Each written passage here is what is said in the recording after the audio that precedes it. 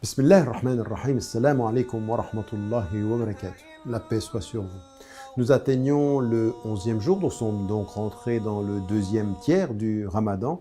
Et comme nous travaillons sur nous-mêmes, sur notre vie spirituelle, sur la quête de sens, dans le fait de jeûner, il y a aussi pendant le mois du Ramadan, on le sait, un rapport à l'argent, il y a un rapport à la zakat ou à la sadaqa. La zakat, souvent, on la traduit par l'aumône légale, c'est une traduction qui est un tout petit peu inexacte parce qu'il y a une notion de taxe, c'est une obligation sociale parce qu'elle est pour les pauvres et les gens qui sont dans la nécessité, et puis elle est purificatrice parce qu'elle a une dimension spirituelle, elle purifie d'une certaine façon, et le bien est le cœur de celui qui donne ce bien. Et c'est ce que nous trouvons dans un verset de cette section, quand il a dit « Khudh min amwalihim sadaqatan tutahhiruhum wa tuzakkihim biha » Prends de leurs biens sadaqatan, c'est-à-dire une sadaqa, c'est-à-dire une aumône. Et là, ce que les savants ont compris, c'est que la sadaqa dont il est question ici, c'est le bon qui est lié à zakat, c'est-à-dire cet impôt social, tutahhiruhum, pour les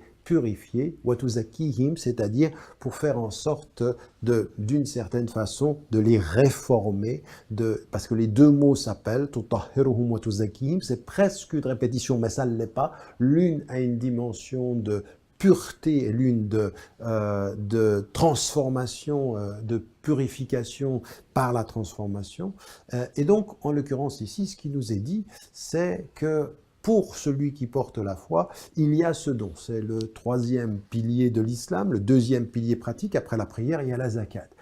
Et le mois du Ramadan est très très lié à ça, parce qu'on a aussi une zakat et le fitr, c'est-à-dire il va falloir aussi donner quelque chose à la fin du mois du Ramadan. Mais la façon dont nous sommes dans le fait de ne pas manger, dans le fait de ne pas boire, dans le fait de nous restreindre, il y a aussi quelque chose qui est se restreindre quant à soi et donner de ce que l'on a.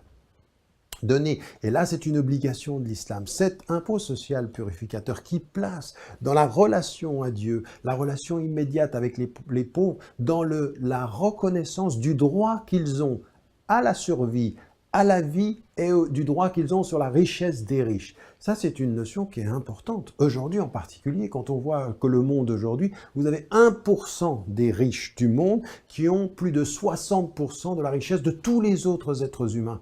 Là, il y a une disparité incroyable et une injustice absolument folle. L'islam nous dit toujours que pour tous les pauvres, ils ont des droits sur la richesse des riches. Les riches ne sont pas riches sans devoir. Ils ne sont pas riches sans préoccupation quant à l'endroit du reste de l'humanité. La foi en Dieu, elle nous place dans ce lien horizontal avec les êtres humains. Et là, ce qu'il nous est dit, la purification du corps. La purification du bien, l'une est purification du corps et l'autre est la purification du bien. Tahhiruhum, c'est eux, les zakihim, c'est purifier le bien qu'ils ont eux, donc il y a les deux dimensions du verbe ici.